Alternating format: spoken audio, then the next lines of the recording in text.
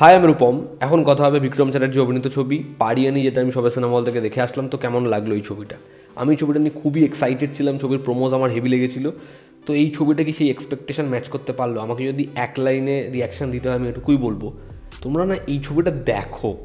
এই ছবিটা হচ্ছে আমাদের বাংলার আসল মেইন স্ট্রিম ছবি। এরকম ধরনের মেইন স্ট্রিম ছবি হওয়া দরকার। এবং এই ছবিটা বাংলার জন উইক। আমি এটা বলার কথা বলছি না, সেটার একটা কারণ রয়েছে। আমরা এটা নিয়ে পরবর্তী সময় ভিডিওতে কথা বলবো, এরপরে কথা বলবো।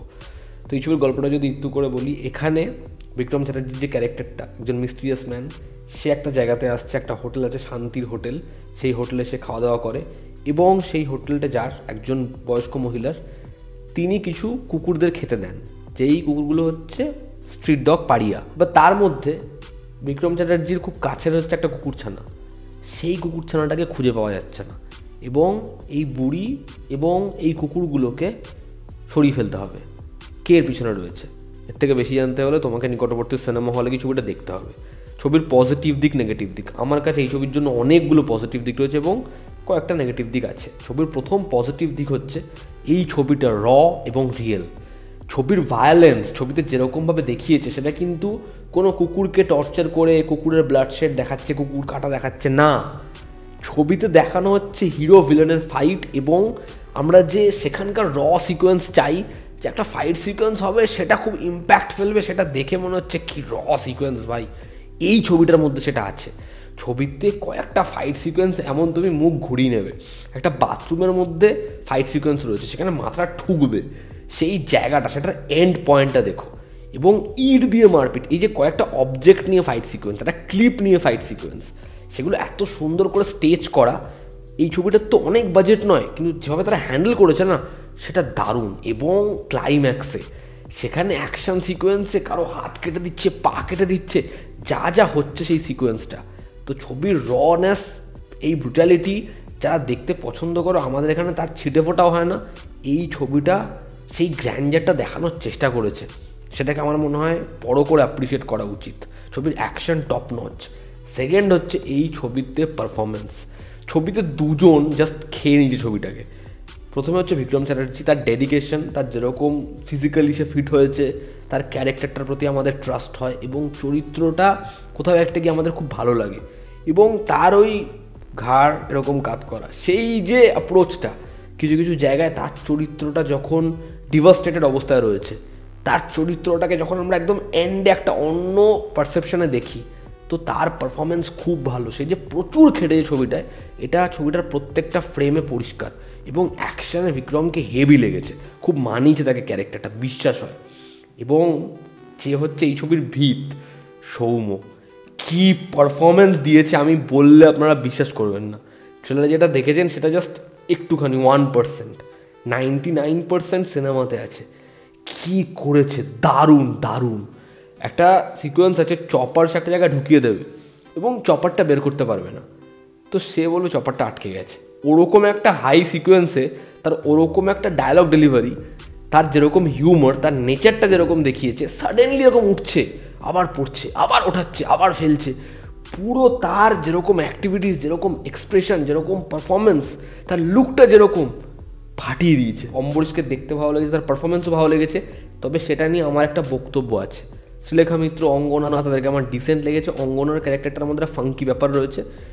এবং এই ছবিতে খুব ছোট্ট জায়গায় আসে দেবাশিস। আমি এক্সপেক্টই করিনি তার ক্যারেক্টারটা জায়গা পাবে, বাট সে ওইটুকু জায়গাতে সত্যি ভালো কাজ করেছে। এই ছবির স্ক্রিন প্লে যেটা অডিয়েন্সকে বসিয়ে রাখে, এবং ছবিটা কিন্তু একটা ইভেন্টই দেখাচ্ছে না, কয়েকটা ছোটোখাটো খুচকাচ বিষয়ও আছে, কিন্তু সেগুলোকে যেভাবে হাই লোতে ব্যবহার করেছে, তো ছবির স্ক্রিন প্লে ভালো। ছবিতে ডায়ালগস কিছু ভালো ভালো ব্যবহার করা হয়েছে, সেগুলো শার্প। এবং ছবিতে হোমাজ, এই যে আমি বললাম জন উইক, বাবা ইয়াগা, বুগিম্যান, এটাকে ছবিতে যেরকমভাবে ব্যবহার করা হয়েছে না, সেই হোমাজটা জাস্ট সলিড। ছবিতে কিন্তু শুধুমাত্র একটা হোমাজ না, এরকম আরও কিছু হোমাজেস রয়েছে। যারা অ্যাকশন লাভার তারা সেগুলো ধরতে পারবে। সেই হোমাজগুলো প্রত্যেকটা জায়গায় খুব ভালো। এবং আপনি যখন এই ছবিটা দেখবেন আপনি বুঝতে পারবেন ছবির মধ্যে কিছু ছোট ছোট হিউমারের পোর্শন রয়েছে, সেগুলোও কিন্তু ওয়ার্ক করে। ছবির যে গ্রাফ সেটা ধরুন এরকম রয়েছে, সেটা অবশ্যই ভালো, কিন্তু ছবিটা এন্ডে জাস্ট এই লেভেলে উঠে যায়।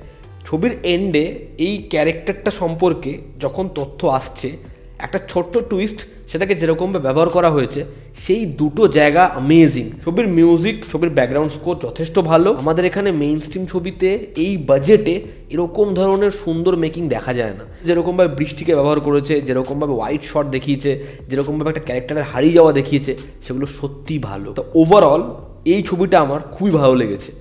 তবে এটুকু বলবো, তথাগত মুখার্জি এই বাজেটে এই যে অ্যাপ্রোচটা নিয়েছে, এটার জন্য সাহস লাগে এবং অডিয়েন্স এই ছবিটা দেখবে। এবার যদি ছবির নেগেটিভ দিক বলি, আমার কাছে বললামই কয়েকটা নেগেটিভ দিক রয়েছে।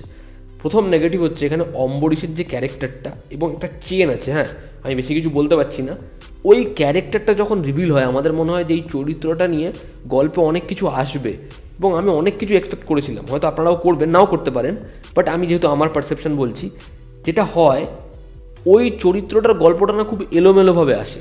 মানে ওটার একটা ইম্পর্টেন্স আছে, কিন্তু সেটা না থাকলেও খুব বেশি কিছু যেত আসতো না। মানে সেটা যেন খুব সারফেস লেভেলে রয়েছে।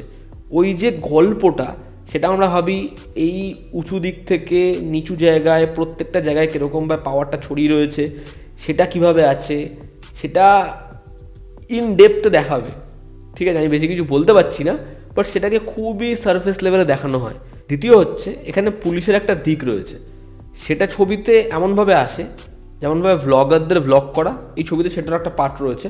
পুলিশের কাজটাও যেন ঠিক সেরকম, সেটা গল্পের একটা ইম্পর্টেন্ট পার্টই নয়, কিন্তু সেটাকে এমনভাবে ব্যবহার করা হয়েছে আমাদের মনে হয় যে পুলিশের দিকটা, এই তদন্তটা খুব ইম্পর্টেন্ট দিক হবে, বাট সেটা গল্পের মধ্যে হয় না। থার্ড হচ্ছে এই ছবিটার মধ্যে হিরো হোক, ভিলেন হোক বা সাপোর্টিং ক্যারেক্টার্স হোক, তারা প্রত্যেকে না স্পিচ দিচ্ছে, তারা প্রত্যেকে এরকম একটা সাবজেক্ট, এখানে মানুষের কি করা উচিত সেই নিয়ে কথা বলছে।